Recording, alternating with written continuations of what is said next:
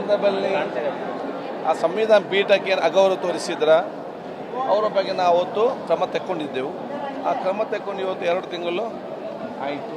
ಈ ಮಧ್ಯದಲ್ಲಿ ಪ್ರತಿಪಕ್ಷದ ನಾಯಕರು, ಆ ಶಾಸಕರು, ಅವರ ಹಿರಿಯ ಭಾಳಷ್ಟು ನಾಯಕರು ಹಿರಿಯಕ್ಕಿದ್ದರು. ಆ ಒಂದು ಬೇಡಿಕೆ ಇತ್ತು, ಏನೊಂದು ಹೆಚ್ಚು ಕಮ್ಮಿ ಆಗಿದ್ದೇವೆ, ಅದನ್ನು ಮುಂದಕ್ಕೆ ಆಗಂತೆ ನಾವು ನೋಡಿಕೊಳ್ತೇವೆ.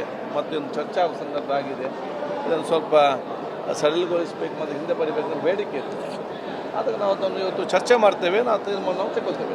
ಇವತ್ತೇ ಅಮಾನತು ವಾಪಸ್ಸು ಪಡೆಯುವಂಥ ಸಾಧ್ಯತೆ ಇದೆ ಸರ್? ಚರ್ಚೆ ನಾವು ಹಿಂದೆ ಪಡಿಬೇಕಂತ ನಾವು ಆಲೋಚನೆ ಮಾಡಿದ್ದೇವೆ. ಅದು ಹೇಗೆ ಮಾಡಬೇಕಂತ ಚರ್ಚೆ ಮಾಡ್ತೇವೆ, ಅದು ಹಿಂದೆ ತಗೊಳ್ತೇವೆ. ಪ್ರತಿಪಕ್ಷ ನಾಯಕರು, ಮನೆ ಮುಖ್ಯಮಂತ್ರಿಗಳು, ಕಾನೂನು ಸಚಿವರು, ನಾನು ಮತ್ತು ನಮ್ಮ ಪ್ರತಿಪಕ್ಷ ನಾಯಕರು ಮತ್ತು ನಮ್ಮ ಇತರ ಸಭಾಪತಿಯನ್ನು ಕೂಡ ನಾವು ಮಾಡ್ತೀವಿ. ಕ್ಯಾಬಿನೆಟ್ಗೂ ಕೂಡ ಸಲಹೆಯನ್ನು ಕೊಟ್ಟಿದ್ರು ಸರ್, ಚರ್ಚೆ ಮಾಡಿ ನಿರ್ಧಾರವನ್ನು ತೆಗೆದುಕೊಳ್ಳಿ. We at East Point Group of Institutions offer a wide range of courses that provide limitless opportunities, building skills over 2 decades.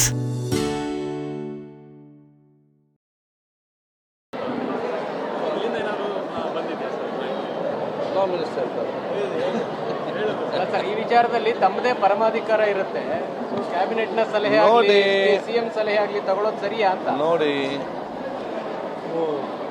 ಅವತ್ತು ಆದಂಥ ಘಟನೆಯನ್ನು ನಾವು ವಿಧಾನಸಭೆಯಲ್ಲಿ ಪ್ರಸ್ತಾಪಿಸ್ತೇವೆ.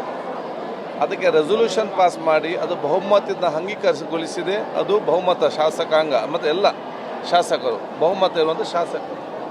ಆದ ಕಾರಣ ಸ್ಪೀಕರ್ಗೆ ಒಬ್ಬರಿಗೆ ಅದನ್ನು ತಗೊಳ್ಳಿಕ್ಕೆ ಆಗೋದಿಲ್ಲ. ನಮ್ಮ ಇಚ್ಛೆ ವ್ಯಕ್ತಪಡಿಸ್ಬೋದು, ಇಂದ ತಗೊಳ್ಬೋದು, ನಮ್ಮ ಚರ್ಚೆ ಮಾಡ್ಬೋದು. ಮತ್ತು ಅದನ್ನು ಹೇಗೆ ತೆಗಿಬೇಕಂತೇಳಿ ಚರ್ಚೆ ಮಾಡಲಿಕ್ಕೆ ಬಹುಶಃ ಸರ್ಕಾರ, ಪ್ರತಿಪಕ್ಷ ಎಲ್ಲವೂ ಕೂಡ ಅಗತ್ಯ. ಆದ ಕಾರಣ ಆ ಒಂದು ಸಂದರ್ಭ ಆ ರೀತಿ ಆಗಿದೆ, ಆ ರೀತಿ ಕ್ರಮ ಆಗಿದೆ. 2 ತಿಂಗಳಾಗಿದೆ, 6 ತಿಂಗಳಲ್ಲಿ 30% ಮುಗಿದಿದೆ. ಎಲ್ಲರೂ ಕೂಡ ಬಹುಶಃ ಹೆಚ್ಚು ಕಮ್ಮಿ ಆಗೇ ಆಗ್ತದೆ. ಯಾರನ್ನೆಲ್ಲ ಕೂಡ ಎಂಥವ್ರಿಗೆ ಕೂಡ ಶ್ರಮ ಈ ದೇಶದಲ್ಲಿ ಇವತ್ತು ಇದೆ.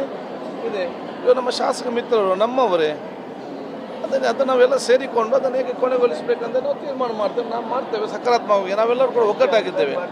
ಮತ್ತು ಅಲ್ಲಿ ಅದು BJP ಶಾಸಕರು, ಕಾಂಗ್ರೆಸ್ ಶಾಸಕ ಅಂತಲ್ಲ, ಸಂವಿಧಾನ ಪೀಠಕ್ಕೆ ಯಾರು ಅಗೌರವ ತೋರಿಸಿದ್ರೆ ಅವರನ್ನು ಮಾತ್ರ, ಅದಕ್ಕೆ ಪಕ್ಷದಿಂದ ಯಾವ ಸೀಮಿತಗೊಳಿಸೋದು ಬೇಡ.